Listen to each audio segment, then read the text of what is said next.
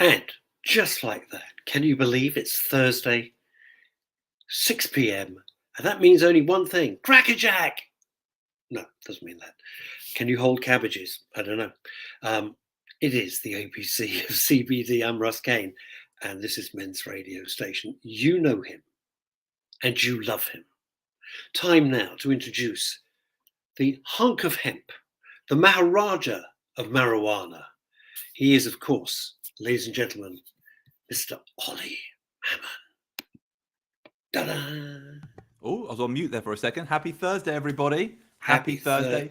Happy Halloween for last week. Hope you guys had a scary, awesome time. Oh, yeah, my dog loved that. Hope you enjoyed your Halloween smoke. My Halloween smoke? So I had some trick-or-treaters show up at my house. No, I didn't really. But seriously, so I did actually have some trick-or-treaters show up at my house. I swear to God, they rang the doorbell. Within 30 seconds, they ran away because my dog went absolutely mental at them because it was coincided with some, some fireworks at the same time. Okay. And I felt really bad. It was like my one opportunity to potentially, help these children celebrate their Halloween, and like that, my dog terrifies them and they run away. But look on the bright side, I got to keep all the candy. So gotta love that candy. Do you? I'm on an intermittent fasting and nothing. I'm on a no carbs or anything. I've got a serious sweet tooth problem. Hey Russ, how you doing? Happy Thursday. All right. Thank you, and happy Thursday to you. How was your birthday? Oh, it was 2 weeks ago. It was marvelous. Why do I think it was last week? I have no idea because you're mad. It was. We had. It was 2 weeks ago. We had the storyteller on last week, didn't we? Yes, we did. She was incredible. Yeah, she was great with the storybook. I loved that. That was a fantastic thing. So, I've actually been reading the book. I've been reading the book this last week. It's just amazing. So, if I really do suggest, if anyone out there wants to support her, Alison Littlefair. I mean, she's incredible. Yeah. She's an incredible writer and an incredible creative. We got a great show today, though, Russ. We have. Should we pay the rent? And then pay the rent, and I'll do my introduction. Crack on. I'm sure you've heard before that good quality CBD needs to be really, really expensive. This is the new view of CBD. A product created by users for users. A product at an affordable price, available everywhere, at any time, at the simple click of a button. Just CBD and MCT oil. No additives, no preservatives, and no flavor enhancers. It's a simple subscription-based service. The cleanest possible CBD delivered to your door for the lowest possible price. Your product, your rights for the lowest possible price.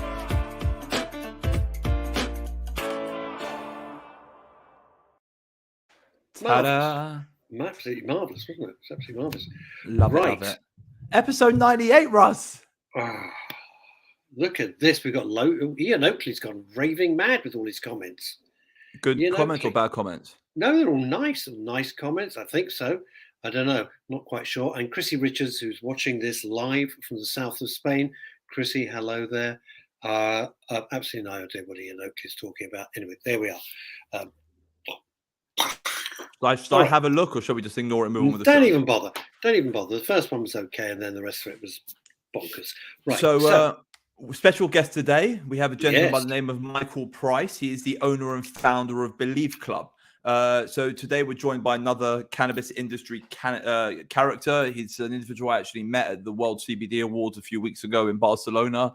We've actually done a little bit of business with him as well. Taylor Mammon, Jen Canner, we've done business with him. Okay. And he has a very powerful story.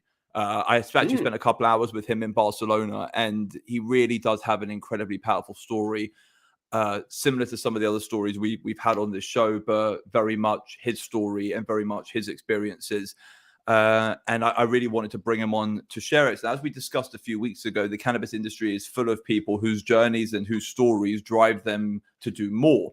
Now, recently, Russ and I had a discussion about the driving force behind some of the people in this industry, the strength, the courage, the reliving of trauma, so others don't have to experience that same trauma. The mothers who constantly relive their children's pain and constantly fight to create a more open, free, accessible cannabis industry and cannabis market. The patients on the front line demanding access to a controlled product that helps so much, but is still restrictive and held back. The educators touched by a moment of their past, driving the understanding and the knowledge which they have to further grow this space. It's the raw emotion of the patients and the advocates that really do drive this space, especially to where we've got it to today. The medical stories from the past, influencing medical journeys of the future, and modern day miracles, to say the least. Our guest today is one of these people, and he's had a really hard run, as he's going to explain to you today. But he's taken his pain and his suffering, and he's using it to help others, educate others, and to make a difference. And when you hear this story, I want everyone to give Michael the respect he deserves, because, you know, it's not easy talking about your pain. It's not easy talking about, not at all. It's not easy talking about the struggles you've gone through. Reliving trauma can be just as bad as a trauma itself, but it's one of the things which he does talk about, and he wants other people to kind of, you know, see the light the same way that he's been able to see, and he wants people to have a positive turn in their negative health, the same way that he's had that. So, you know, without any more delay, I want to welcome on our guest, Mr. Michael Price. There he is. Hi, Russ. Oliver, how are you? Hey, buddy. I'm good. I'm good. How are you guys? Very good. Very good. We're all marvelous. Thank you so much for joining us today. Really, thank you so much for joining us today. Oh, mate, it's an absolute pleasure. Obviously, when we met at the CBD Awards, it was, and obviously, I've seen you mention about Walter the Wizard. What an absolute special individual for what she's doing, because it kind of relates with my story as well, and what I'm doing. Because obviously, I'm not sure whether the viewers are aware of what Walter is doing and educate. So she's educating kids through a storytelling book, kind of like Disney, and she's doing some really incredible things at school with kids with kids who parents have epilepsy. I'll tell you what it is, Mikey. It's quite interesting because you have a voice. You know, you're an adult. You know what I mean? Like you have your character. It shines through. I'm sure everyone's going to see it today. Okay. Like, but when you're a child and you're kind of, you know, you're in your formative years, which means your opinions are not your opinions. The voice in your head is not your voice. It's the voice of someone else. It's very hard to narrativize what you're going through. Now, we sat down and we had a 2.5 hour conversation about what you've been through in your life and what brought you to this point with Mikey. I had this in Barcelona with him. We sat down a couple of times over the few days we were there, and we kind of, you know, I got an understanding of what Mikey's been through. A lot of these children, they don't know what they're going through, and they don't know if what they're going through is good. They don't know if what they're going through is bad. They've got their mothers and fathers basically trying to keep them alive, and they've got society telling them they're a criminal. And it could be extremely, you know, warping to a young mind to not have that, you could call it, you know, to not have a positive, supportive voice in the background. Now, like, you have that because you have that, you know, within yourself, being a mature adult. But that's also what made me really warm to Alison, the author of Walter the Wizard, because she's trying to create that positive voice she's trying to create that positive voice in the minds of children, which, you know, they don't have the ability to create themselves. Well, it's crazy because no school can prepare you for being around when your mother has epilepsy. No school can prepare. No, there's nothing that can prepare you for life with epilepsy, right? Until life hits you with epilepsy, and it's like, to look at me now, right? You'd never think that. What this is what was a sign of weakness is now a sign of strength, because why this means so much to me is because when I was born, right, Russ, my mother was diagnosed with epilepsy, and as you can imagine, I was that kid you see on TV, and they're talking to the 999, and they're standing on the milk crate to let the paramedics in. Oh my God! I was that guy for 16 years. I'm kind of, obviously that's life. Anyone would do that. So just stop funny. So you were born to an epileptic mother, right? Yeah. So basically, exactly. Since you've come into this world, you've been surrounded by epilepsy. You had a first-hand experience of what it's like to be a child with an epileptic mother. And forgive me, and Michael, forgive me for asking, and I hope it's not too intrusive. I'm guessing your dad wasn't on the scene. No, that's exactly it. So I because of my dad's in working to provide for the family, as any father, and family will do what family have got to do to keep the family going. So I adapted to be my mother's carer at a young age, and Wow. I learned. She was having over 8 seizures a day, and that's bad for Sorry, anyone. whoa. How many seizures a day? She was having 8? over eight seizures a day. Oh. And this was every single day?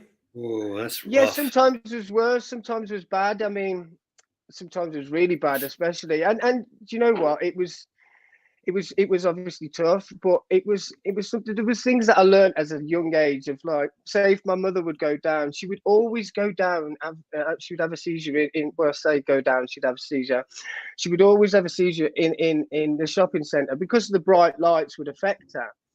And every time I knew we'd have to go shopping, so she'd be like, right, we're going to go and get the food for today, and we went out to get the food, and I knew I would prepare for myself that she was going to go down. But then as years go by, you kind of adapt to it, and at a young age, you even get embarrassed by it. And I've told my mum I would never be embarrassed, but you can imagine you don't understand it. No one explains to you at 3 why your mum keeps doing this. Do you know what I mean? You don't understand how it works and how epilepsy works.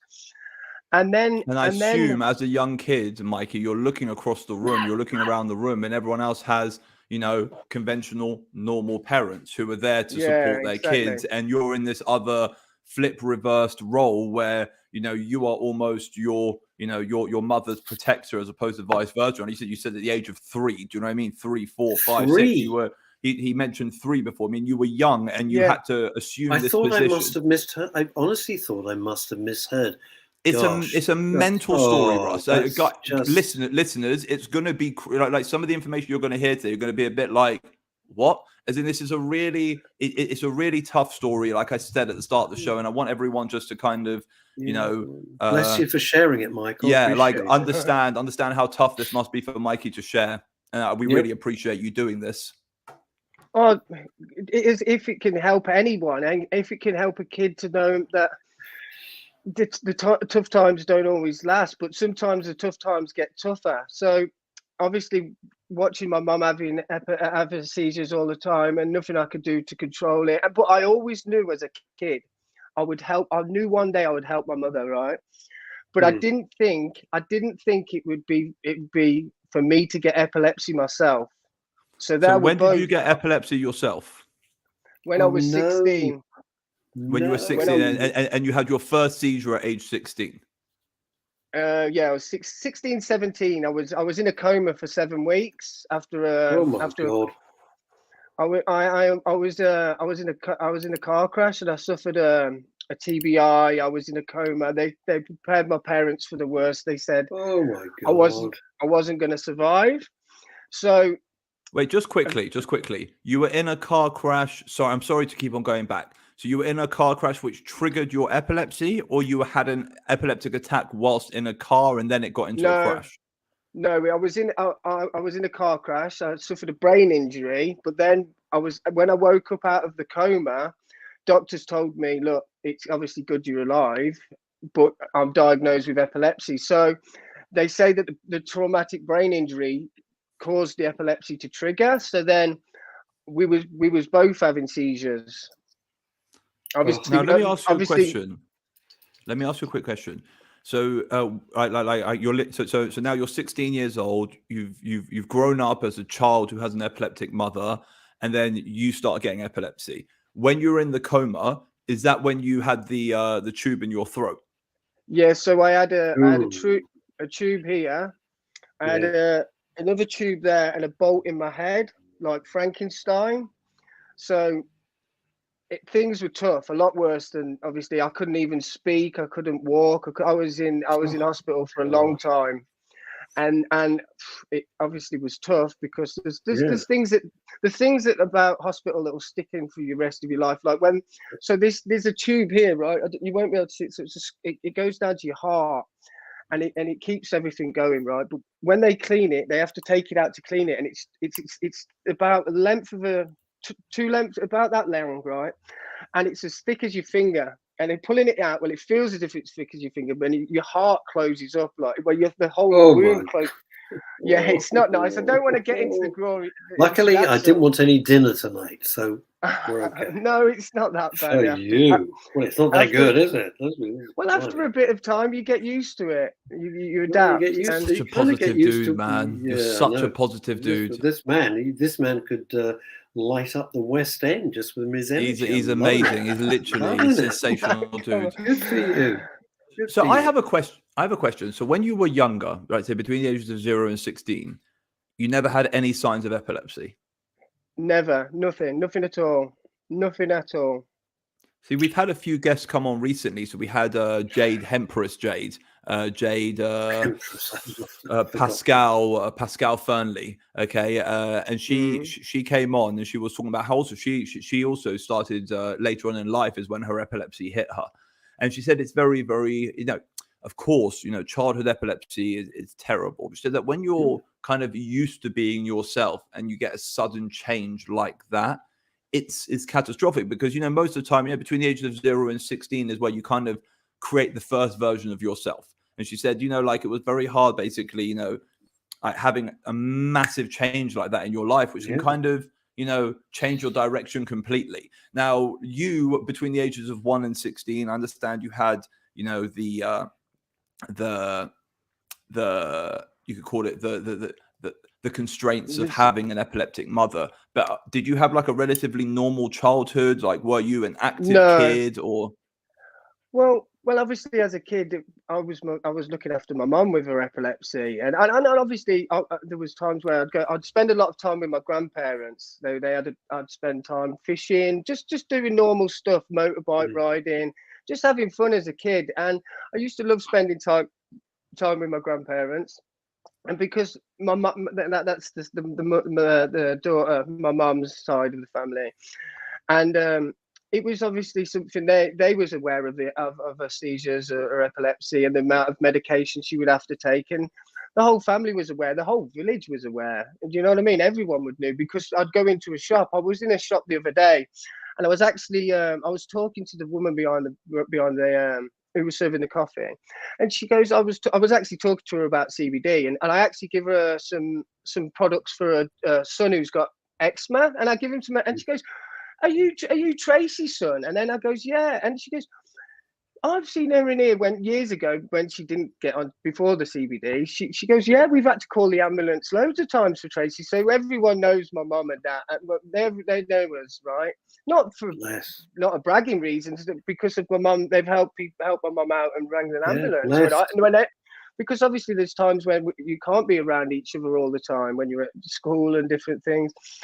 But yeah, it takes away your life, right? Epilepsy is something that as soon as I found out I was diagnosed with epilepsy, I was just like, oh no.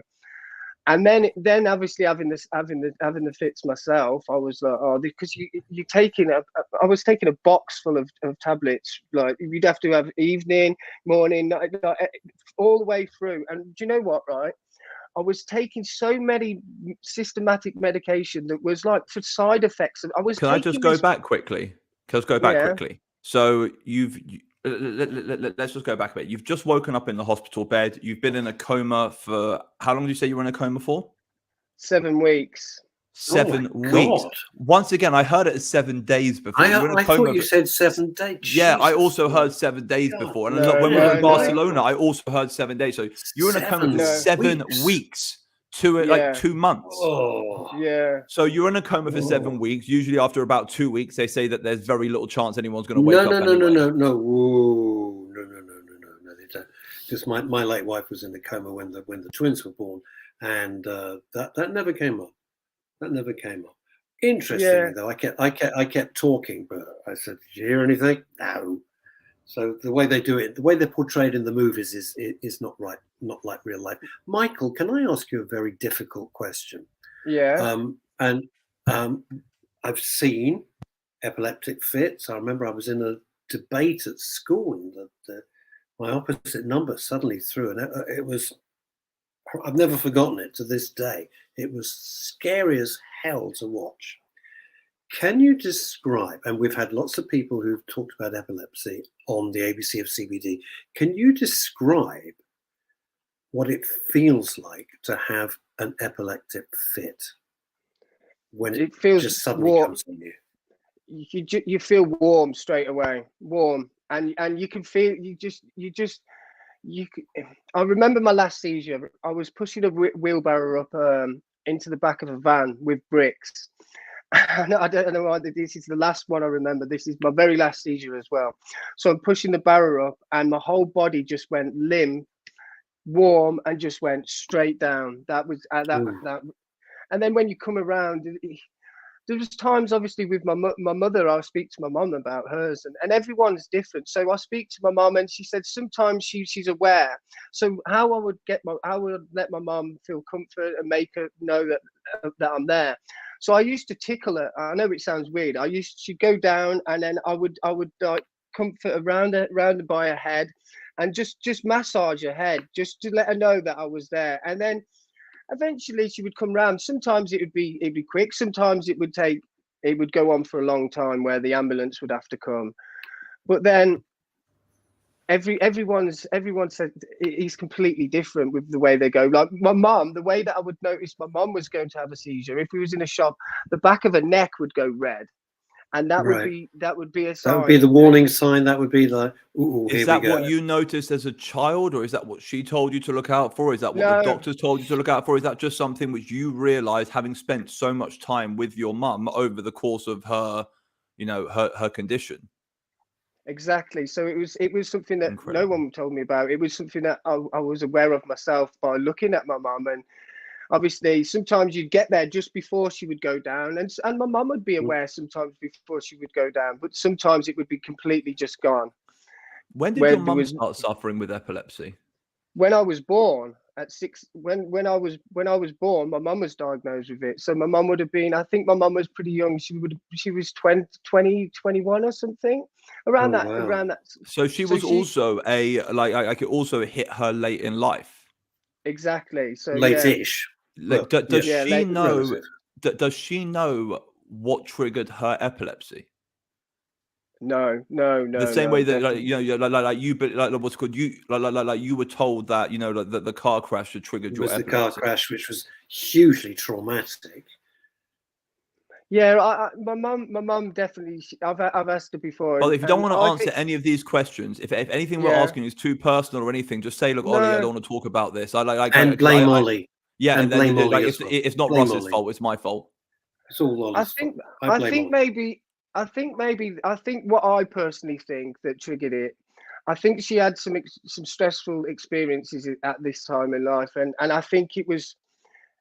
Not a brain injury like myself. I think it's more stress related. That something maybe it was hereditary. Maybe it is hereditary. Maybe that's why I've got it. But had it. It's something. There's a little bit of a sneaky peek. Had it, past tense. We're liking that. Sorry. We will get there. We will get. We're not jumping onto that right yet. We will get there. There is what's it called? There are stages to this episode to make sure it runs smoothly. I like to call it. There's a natural story arc. Exactly. Okay. So I have a question. So, as someone who probably understands epilepsy from a first-hand perspective better than anyone else, probably out there because of the experience you've had on it, 16 years. Of your own epilepsy, 16 years of your mother's epilepsy. Do you know what I mean? Like, you've had a very first-hand contact with it and a very close relationship with it since you were born. Like, the conventional treatments which were first given to you and the conventional treatments that were first given to your mum, you talked about this cocktail of drugs which you used to have, like this box of drugs a box of capsules, a box of medicine you used to take every day. Let's talk a little bit about the conventional treatments. Let's talk a bit about the conventional treatments your mother went through in your first 16 years of life, and let's talk about the conventional treatments you went through as you came out of the coma. Well, so I was taking a lot of, obviously, you were aware of systematic medication. So I was this happy guy before, always happy. Even I was always smiling, and even though I was alive after the brain injury and the coma, I still wasn't myself mentally. I was eventually speaking again, walking and being normal.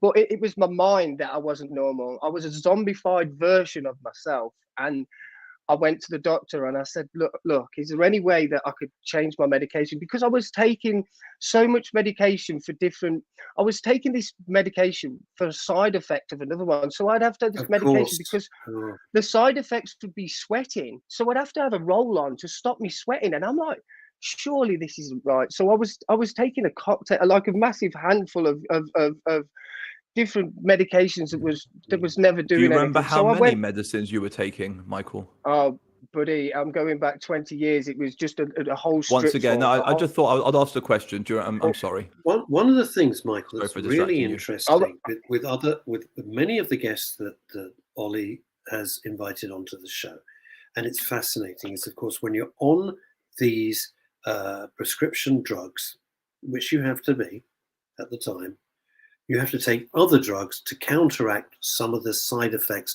of those drugs. So it's not just the drug, it's the other drugs as well, which has, and even those some have some side effects. Side effects, and everything has side effects. As you say, it's a real cocktail, as you say. It's beautifully put, a real cocktail of stuff to keep you going, right?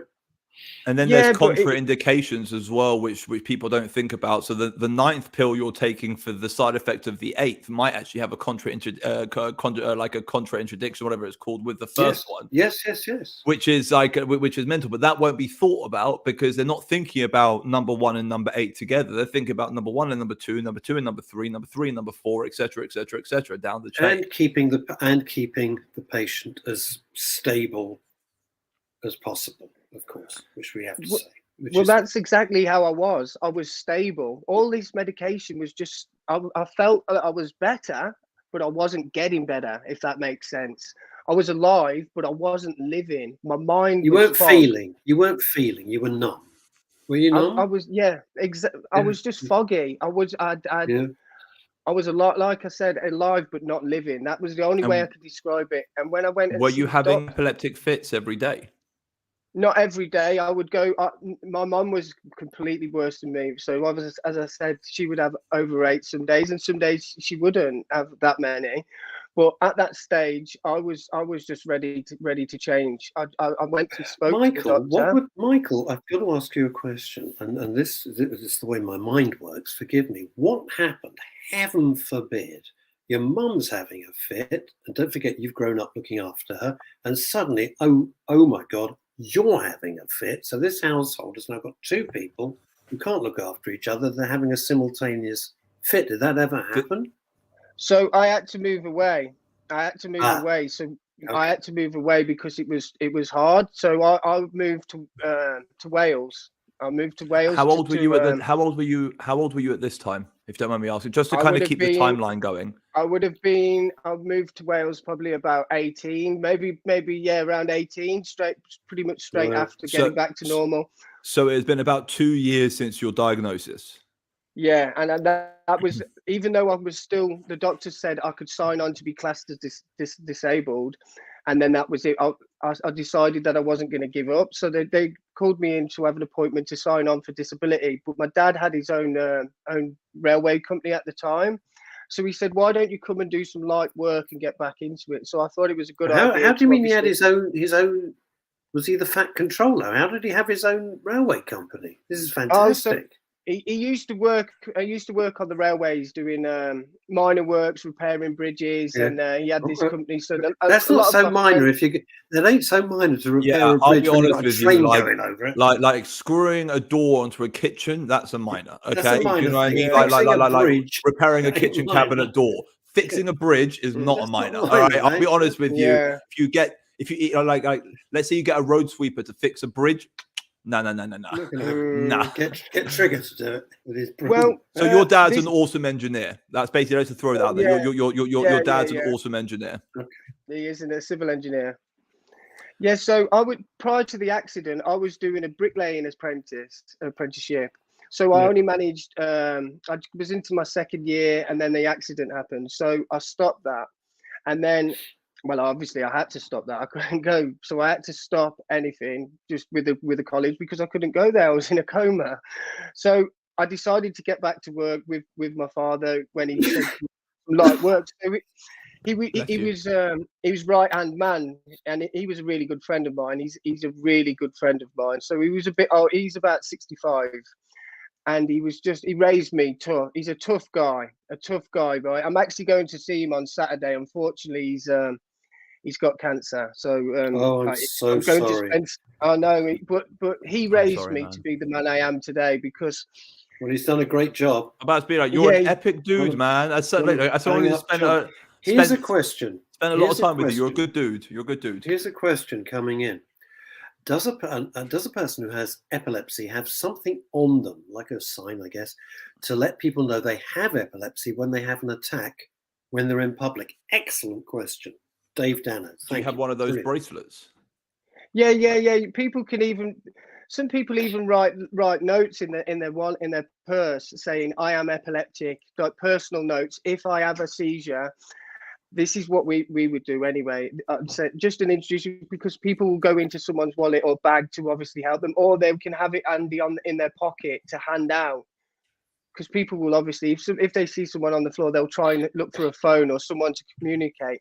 Having a little note. I'm not aware if there is anything now where they wear a bracelet, but what we would do, we'd just have a little note, or I'd be there. So.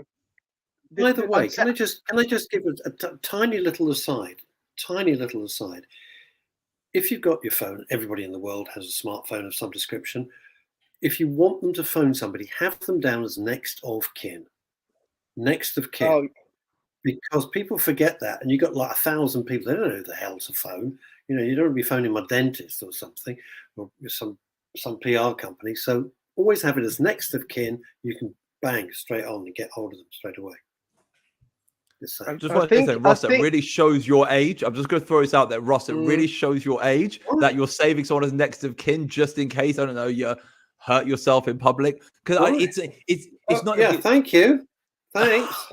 Thank you, matey. Did you have next of kin on your phone? I do have next of kin, but no, I'm just teasing you. I'm just teasing you. I haven't teased you in a few weeks, Russ. I miss you. Yeah, we should take better aim, boy. So let me ask something, Michael. How long did you suffer with? How long were you suffering with epilepsy for before you tried medical cannabis? Before you tried a cannabis-based product? So I spoke to the doctor first and said I need to change the medication. This was going on from 16. I was stopping up to the medication at 23 when I was trying to wean myself off, and obviously that's when I found alternatives. Because I wanted to move to Australia. I always dreamt of moving abroad. So I spoke to my doctor and I said, I want to come off the medication. I know, first of all, I said, I want to move to Australia. I want to see if the medication's available in Australia, if I can get it. Then he said, look, it's going to be hard because you're not a citizen and the medication you're taking is going to be very expensive. And some of the medication they don't have in Australia. So I was like, well, what option does it leave me? And he said, the only option would be to come completely off the medication, right? And then he said, that's impossible. So I went home after that because that broke me. That broke me thinking I am trapped in England now. I'm not saying that in Wales. In Wales, yeah, I'm trapped. It's like you're trapped in like not to throw this out there negatively, but you're also like trapped in hell. You know you're in this situation where you're forced to take medicine that's not responding to you. You're a walking zombie of what you were before. You know, like you said, you feel hollow and numb all the time. All you want to do is break this cycle, and all you're being told is you can't. So literally you were basically just told you're trapped in hell, which is also not, I can't imagine that being the most moralizing concept. I think there's a lot of different pains that you get in life. There's pains where you can grow from. There's so many different, and a lot of the pain that I've always had, I always try and grow from. But it was something that I was like looking for alternatives and obviously thinking, shit, how am I going to grow from this, right? Until I started thinking back to how cannabis and how CBD has helped me, and then I thought. What I realized I needed to do was, because I wasn't telling anyone how I was researching about alternatives, and until I spoke to the doctor. So even though he shut me off, I went back and I sought an alternative. I researched what information I could find on a brain injury, on epilepsy. So I went back to the doctor and I said, right, this is the chance now. I found this information on cannabis. This is so important. I just want to read this. It's very, very important. It's coming in from southern Spain. Talking about you, Michael. He's so lucky he found medical cannabis. I wish my son had found that. Tablets he took, he said, made him feel weird, so didn't take that. Sadly, the last fit he had, no one was there. Chrissy, our heart breaks for you. I know it's been horrible, absolutely horrible. But thank you for being with us this evening, Chrissy. Really appreciate it. It's so true, and Chrissy's been an avid supporter of this show, and it's so true that it's so true that you managed to, like I said to you in the text message, you know, you found your cure. Like the reason why you're here today is so other people can kind of hear your story and hopefully find theirs. You know, like just before coming on, I literally said to you, and I was like, you know, you've done the hard part. You've lived this story. Now just sharing it is hard, but it's not the hardest part. The hardest part is getting to where you are now, and the fact that you're here and you are like literally the most charming, enigmatic soul. Do you know what I mean? It's kind of wonderful. It's really wonderful to see what you've done with yourself and how you've helped yourself. I think it's incredible. How did you? I just want to rewind this a little bit, Michael. How did you come to conclude that perhaps cannabis might be the way forward? Research. Yeah. So the information that I first found was cannabis could increase blood flow to the brain. So I had a frontal lobe brain injury. Yeah, I had a bolt inside there. I don't know whether you can see the lump. You might be able to see the lump, but I had a bolt put into my head there. Jeez. So it was at the front. So I found out this information that cannabis could increase blood flow to your brain, which would then, obviously, I was thinking I need to get this. That was what I felt my issue was, my brain injury that was controlling the epilepsy, which it is. So I felt that I found the source here. So I was like, I'm going to speak to the doctor. I spoke to the doctor. Obviously, I was thinking, this is my hope now. And he completely shut it down like that. So I went away from the doctors again. And then I still carried research of why wasn't he aware of this? He said to me, he just said there is no medical value to cannabis. And I'm going back 2002, 2004, where there's a lot more information now. I mean, everyone knows about CBD's helped someone, or but it's unfortunate that the doctors aren't aware of the endocannabinoid system. They're not allowed. They're not taught about it, and this is what makes still today, man. To this day. Well, it's still a completely overpassed subject. It's still completely ignored, and epileptic patients go to their doctors and mention cannabis. They're still advised away from it, as we've heard hundreds of times. To be fair, just to flip the coin from the other side, as you've rightly said, Michael, less information at the time. We're going back to the early 2000s. It's not a huge surprise that I'm presuming it's your GP. I don't know. If it was a specialist or a GP. Neurologist. A neurologist. And from his point of view, it's easy to be a Monday morning quarterback, isn't it? But from his point of view, at that time, he was saying what he believed to be the truth. And we have to look at it that way as well. And obviously there's a lot of stigma surrounding the plant. And I was aware of how he felt. And then, but the information I was finding, and it became an addiction because I couldn't speak, I couldn't socialize, I couldn't go out. So I just researched about this and trying to get better. If I was going to do it, if someone was going to help me, it was me. So anything that I would find, I would just take note and think, why are the doctors not aware of this? So after this point, when he said no, it's impossible. So I said, can we change the medication so then I could fly? But I'm glad he was like, look, he said to me, you will get used to the medication. It will take some time. And I was thinking, I've already given it 4 years here and I'm still there, even though I'm back. 4 years. Well, it went on from 16 to about 24. That was the bad times of the medication. And I was 8 years. Yeah, and that was a zombified version of that. And it's such a shame. I hardly need point this out to you, but I think it needs to be said. Of course, those are meant to be your fun years. Yeah, of course. And then obviously, you're meant to be a kid, and you're meant to be out there having a good time. So, exactly. And then I feel like, I feel like obviously getting my life back and moving to Australia is to say the middle finger to the doctors, because if it wasn't for me being audacious and taking this risk, would I still be I'm here in England now, which is great, but I mean, would I still be living in England full time on systematic medication, a zombified version of myself, thinking this is not me anymore? But when I decided to take the risk to self-medicate, it didn't happen instantly, I'll be honest. So just quickly, had you tried cannabis as a recreational drug in the past? Yeah, I think I tried it as a kid. Yeah, I tried it at school.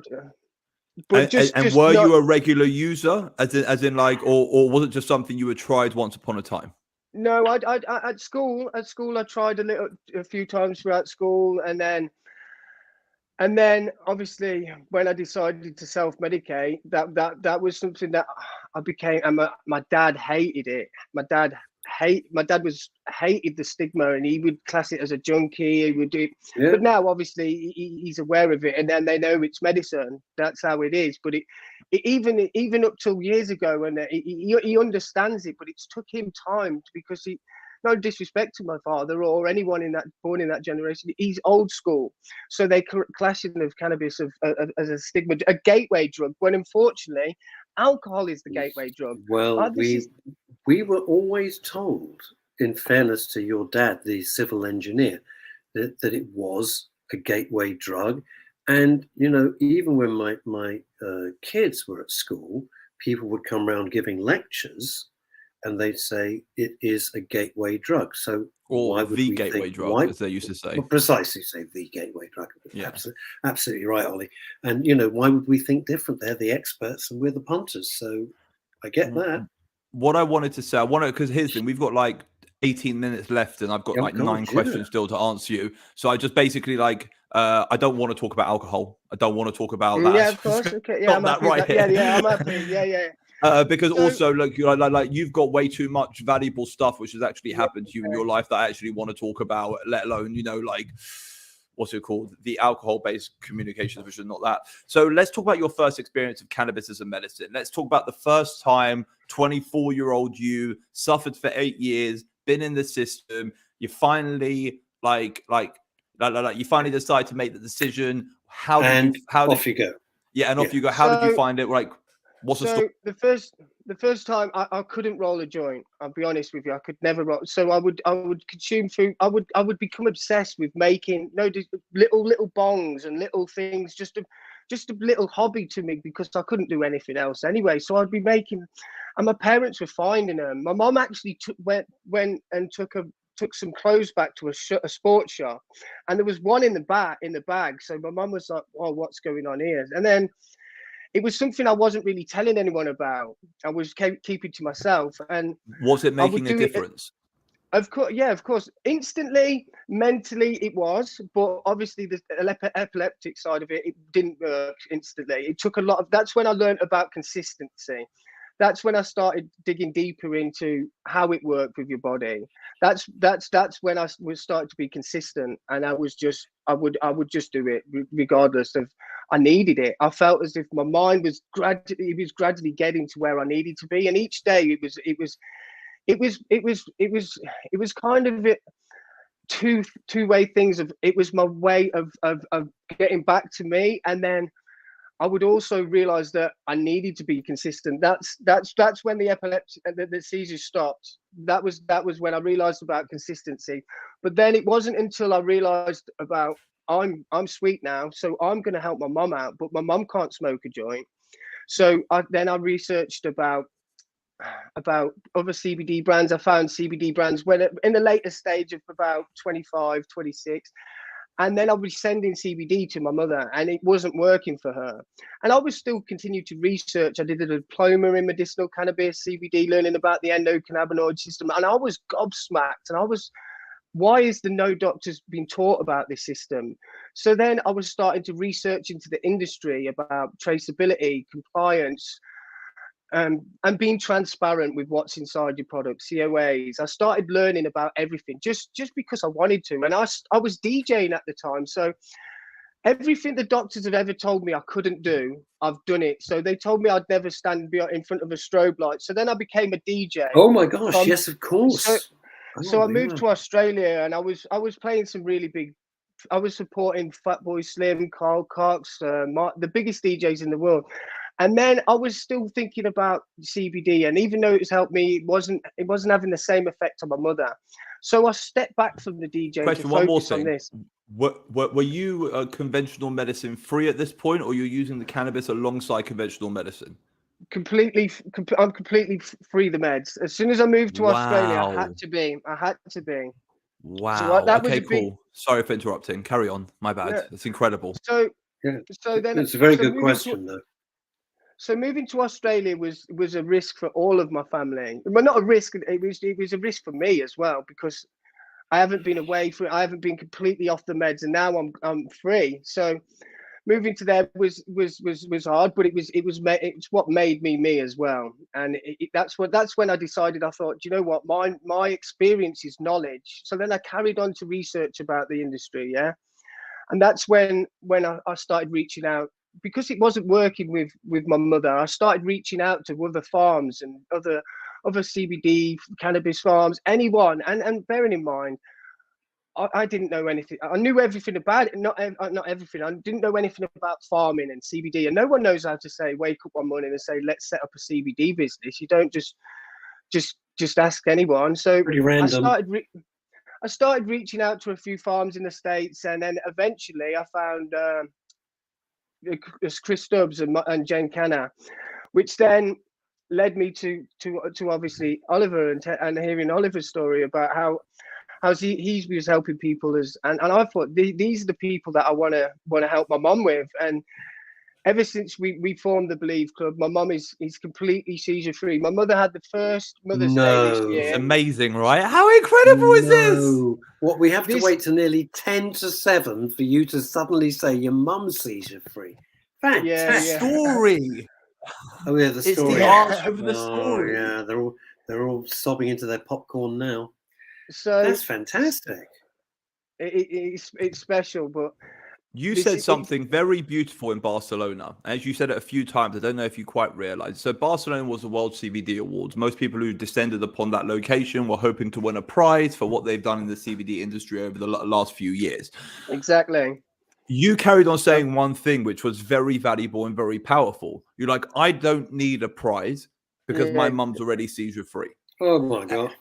Exactly. And it's quite beautiful. I'm gonna go. No, but it was really beautiful. And he carried on saying it. People were like, you're excited to potentially win a prize. Guy, I don't need a prize. My mum's seizure free.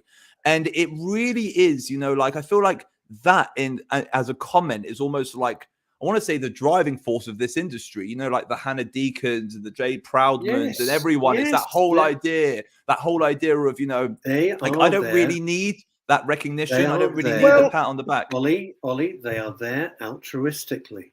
That's why they're there. Now, I've got a very quick question for you, because I just want to get so much to cram in.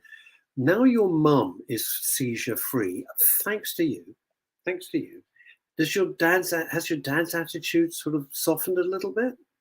Yeah, we're all friends now. We've always been friends, but we're close. No, I get that, but does he think it's less voodoo? Does he think it's less voodoo magic and actually has medicinal properties? He uses it himself. He's actually fascinated by the benefits of mushrooms as well now. He's actually drawn to it, and obviously he's changed that because my mum, and we helped a lot of people. We've helped lots of people, and it's something that I didn't think he would, but then he's like, we need to get you some medicine. When we landed in Barcelona, he's like, but we need to get you some medicine. And obviously, like Ollie said, being over in Barcelona with my mom and my dad together, and my mom was going around shops, not having seizures, was incredible, right? And that's it. We wouldn't have got to this place, got to be nominated for an award in Barcelona if we didn't do this, but I didn't need that award. It was I was at the award with my mom anyway. She is the award. Fabulous. And she is. Yeah. She is the award. She is the Oscar. She's so and much more. it was obviously nice to get nominated for them, but and I'm not slagging these off. They don't mean nothing. If you're helping people, that is the award. And I look at Hell when yeah. people say, Hell "Who's yeah. your People come up to me and say, "Who's your competition?" I'm like, I ain't got no competition. If people are doing something with CBD and they're helping people, and it's traceable, compliant, and it's as good as the products we provide, then we're doing something. We're all right. winning. We're all winning. And exactly. I'm nail on the head. I freaking love you, Mike. I love you. But Seriously. of course, that goes back to another theme, and I'll be 10 seconds on this. The difference between going into it to make a quick buck, right, which we've discussed at length, and going into it for these reasons to actually benefit other people, to make a difference. Yeah. So your life now, Mikey, your life now, because we've got like 9 minutes left and I want to do it. So your life now, the things you do that you couldn't do before, and the things your mother does that she couldn't do before. Like cannabis has given you guys a life, right? Like you're a DJ, like you said, it's amazing. You know, like it's just it's incredible. I mean, like first of all, being a DJ is exhausting. Second of all, with all of the flashing lights and the general, I mean, like you're saying, like your mum couldn't walk into a supermarket, and now you know, like you're up on stage with strobe lights in your face. I mean, it's pretty remarkable. It's like remarkable. Of course, and so my mum now, she never used to be able to work. She's got a sunbed shop, so she works now. She's a hard work. She's smiling every day, and she's so passionate about helping people with the CBD. We all are, you know, and because obviously people are aware of my mum, our epilepsy has changed, and she's not having seizures. They're starting to believe it as well. And when we make some really nice products, as you're aware, Oliver. There's this one in particular. So I had someone come into the shop. So I did a cannabis consultant course, so I could obviously explain how it works with and just because I wanted to know everything about it, so I could help people who had that stigma that you're going to get high. You know, you can't get high from rubbing cream on your leg. So obviously you're going to get people where it's not going to work. But then you ask them how Russ was that guy. Russ was that dude. That's what I'm saying. Like when first I gave Russ a balm, he's like, "Look, Ollie, all right, listen, all right, I can't afford to be getting high." I'm not going to get you high, Russ. Things to do, places to go, people to see. It's like, Ollie, I don't want your wacky backy, all right? Yes, it's fine. You're not going to get any of my wacky backy. Just it's a balm. It's a cream. It's a lotion. And it works. It works. Yeah. It does work, and so this I was in the shop yesterday, and I was talking to this lovely lady, and she would obviously said it didn't work for me. So then I discussed about dosage, and obviously she wasn't finding a sweet spot. She hadn't even read the information that we put on the side, and I said, "Would you like me to explain a little bit more?" Explained a little bit more, and this woman is obviously true to her word. If something's not going to work, she's going to tell you. So I said, "I tell you what, we'll try a muscle gel on your arthritis right now." Spoke to her for about 15 minutes. I said, "Please try this now." So she's putting it on her arms. Instantly, she goes, "I want to put some on my neck." She goes, "Oh my God, this is amazing." She goes, "I feel better already." And I was like, this is the beauty of why we do what we do with making people's lives better. Because that's what CBD does. To educate me, Michael, because obviously Ollie knows this inside out, upside down. Do you have a company that distributes? You got a shop? What's the scoop here? So first of all, I was set it up, cured my mum. My mum was always testing the products and which would work well for her, and then we launched the products in my mother's shop, but we haven't really marketed anything. We was just like, we're helping the local people, and then we started getting nominated for world awards, and we was like, we're doing some good stuff here, because I think it was because we put our art into it, and with a noble intention of helping people. I think that's where people started to think, oh yeah, maybe they are doing some nice stuff, and we're both products of our past, but now it's what was a weakness is now strength. Yeah.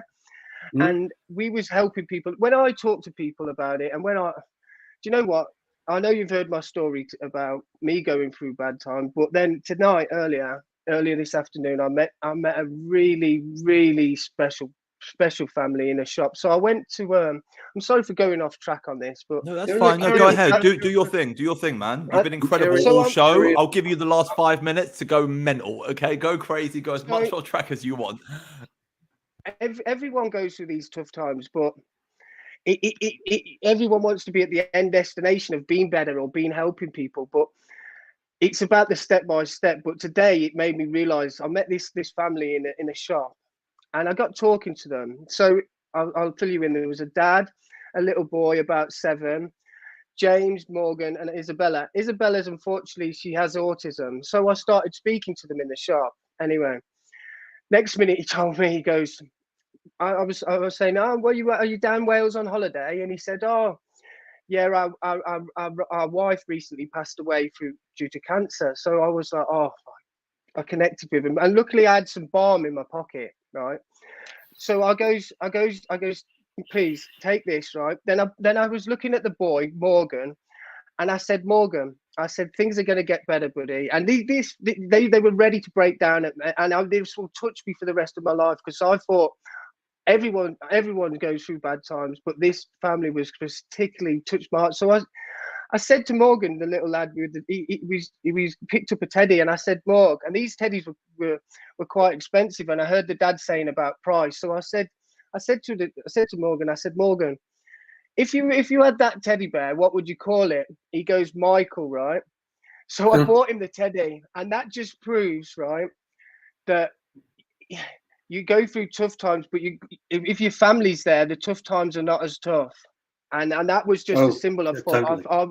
I nearly broke my heart, and I gave him I had a card with me, a little card with my number, email, and he actually has epilepsy himself, so I'm hoping he connects with me very soon. The dad has. He goes, I have epilepsy. And he's just lost his wife due to cancer. His son's there, who's about 7, still smiling, Morgan, and then Isabel. Obviously, she suffered with autism, and the tough time he's going, but he's still taking time with his family because they're together. And obviously, unfortunately, the mother's in heaven now with. Everyone goes through tough times, as you're aware. Everybody, you know what, Michael? One of the things about when we started Men's Radio Station, everybody has a story, and you come off most shows and going, "Wow! If I thought I had problems, and I've listened to that, what the hell am I complaining about?" Because it's like a drop in the ocean. It's nothing. That's a beautiful story that you've just told. How do they know to call the teddy Michael? Just because you said my name's Michael? I started speaking to him. I have a. It's the writer in me. I'm sorry. I've got a good trait of I like what makes me happy is making other people happy, even if it's a little wink at traffic lights or a little weird. Do you know what I mean? I like to smile just for the. So I started speaking to them and introduced my name as Michael, and I felt the pain that the family were going through, and they knew that I was horrendous. Knew that I was there. Yeah, I want to say something. The customers of Believe Club are so lucky to have you as the patron and founder of that company, because like the emotional energy which you put into care, all right? Whether care is an emotion, care is an energy. You know, it's like when someone comes and puts their arm around you and they don't give a shit, you feel it, all right? And when someone does give a shit, you feel it. So it's not an action, it's an emotion. And they emote that emotion which you put into your products, that care, that energy that you put into your product, it means something. And that emotion that I put into the products which we make for you, you know, it means something. You know, I know Chris Stubbs, you know, like I know the way his brain works. Do we have him on the show? Am I going mad? We had Chris Stubbs on the show, exactly. And we played a rerun of his episode a few weeks back because it's so pertinent. It's so, and like the emotion which he puts into doing what he does for everyone else out there, it's all for a reason. You know, it's not for the dollars, it's for the hearts. Do you know what I mean? It's for the little heart. Exactly. It's not for the dollar signs. And it's like, it's really... Michael, if people want to get hold of you, what's the best way to do so? You can contact through Instagram, or you can send me a message through It's Mickey Price, or you could message me the Believe Club directly to the Believe Club. The Believe Club, is it www.thebelieveclub.com or something? Oh, you can contact me on Instagram through the Believe Club. You could contact me on Facebook through the Believe Club. Okay. Or you could, or you could send me a direct message from the website. Michael, you are a freaking inspiration, even though you've done the whole show from a sauna in Wales. Which is... Did you just use the F word, Russ? No, I said freaking. I wouldn't say freaking. I thought, oh my God, it's the first show Russ has sworn. No, like he's I don't. You got to try harder than that, Ollie. But you push me sometimes, fella. You push me. Everyone show angry face. No, that isn't actually my angry face. Michael, God bless for everything you do. You're a superstar, Ollie. Mike. You try and keep out of trouble for a week, and we will be back. Thanks, everybody. Russ, thank you for tuning in. Thanks a lot for this See opportunity, guys. Bye. Thank you. Our pleasure. Bye-bye. Bye, guys. Bye-bye now.